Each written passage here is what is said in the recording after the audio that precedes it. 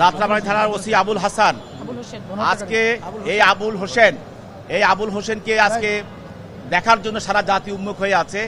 যে কারণে আবুল হোসেনের নেতৃত্বে যাত্রাবাড়িতে প্রায় শতাধিক মানুষকে গুলি করে হত্যা করা হয়েছে। আপনারা জানেন যে এই থানার ভিতরেও 35টি লাশ, বাচ্চাদের লাশ পাওয়া গিয়েছে এবং রাতের অন্ধকারে এই অনেক লাশগুলোকে নিয়ে বুদ্ধিজীবী কবরস্থানে নিয়ে রায়েরবাগ সেখানে জানাজা ছাড়া সেখানে গণকবর দেওয়া হয়েছে এই আবুল হোসেনের নেতৃত্বে।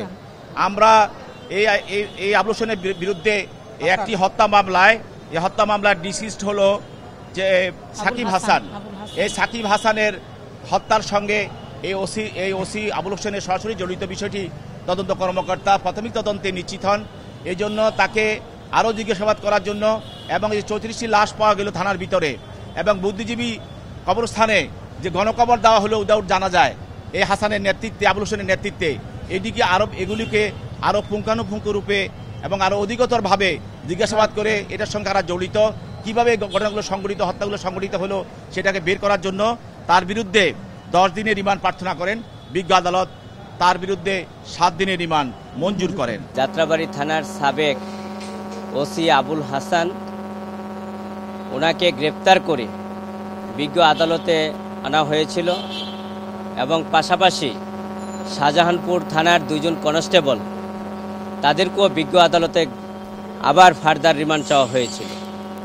যাত্রাবাড়ী থানার ওসি আবুল হাসান যখন বৈষম্য বিরোধী আন্দোলন হয়েছিল সেই সময়ে যাত্রাবাড়ী থানার ওসি হিসাবে দায়িত্ব পালন করেছিলেন এবং ওসি সাহেবের বিরুদ্ধে আজকের যে হত্যা মামলা আনয়ন করা হয়েছে এই হত্যা মামলাটি সম্পূর্ণ উদ্দেশ্য প্রণোদিত। আপনারা জানেন যে বৈষম্য বিরোধী আন্দোলনের সময় যে আন্দোলনটা হয়েছিল, ভাঙচুর হয়েছিল, জনগণের জান ও মালের ক্ষতি হয়েছিল। একজন পুলিশ হিসাবে তার কাজ হচ্ছে দেশের শান্তি শৃঙ্খলা রক্ষা করা এবং জনগণের জান মালের নিরাপত্তা দেওয়া এবং উপরের নির্দেশে আদেশে তার দায়িত্ব পালন করা, এটাই হচ্ছে একজন ওসির দায়িত্ব এবং কর্তব্য। সেই হিসাবেই যেই আবুল হাসান ওসি সাহেব সেই দায়িত্ব পালন করেছিলেন। আজকে দায়িত্ব পালন করতে গিয়ে যদি আমি আসামি হই এবং এই মামলায় আমাকে অভিযুক্ত করা হয়, সেগুলি হচ্ছে সঠিক না। এবং এই মামলায় যেই আয়ুষাব যেইগুলি উপাদান এনেছে, যে আজকে যে ভিকটিমকে কে গুলি করেছে, কে ইন্ধন দিয়েছে এবং এর সাথে কে জড়িত তা তদন্তে বেরিয়ে আসবে।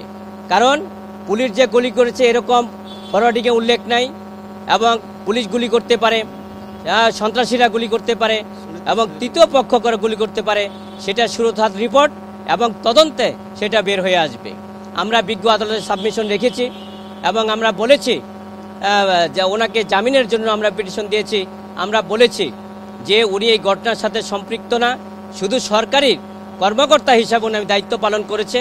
ওনার যে অভিযোগগুলি সেগুলি তদন্তে বের হয়ে আসে নাই, ততদিন পর্যন্ত ওনাকে জামিন দেওয়ার জন্য বিজ্ঞ আদালত অত্যন্ত সন্তুষ্ট এবং বক্তব্য শুনে আমাদের সন্তুষ্ট প্রকাশ করেছেন এবং আমাদেরকে এবং বিভিন্ন গাইডলাইনও বিজ্ঞ আদালত দিয়েছেন। বিজ্ঞ আদালত অত্যন্ত ধৈর্য সহকারে, মনোযোগ সহকারে আমাদের বক্তব্যগুলো শুনেছেন। শুনে উনি জামিন নামঞ্জুর করেছেন এবং 10 দিনের রিমান্ডে উনি 7 দিন রিমান্ড মঞ্জুর করেছেন।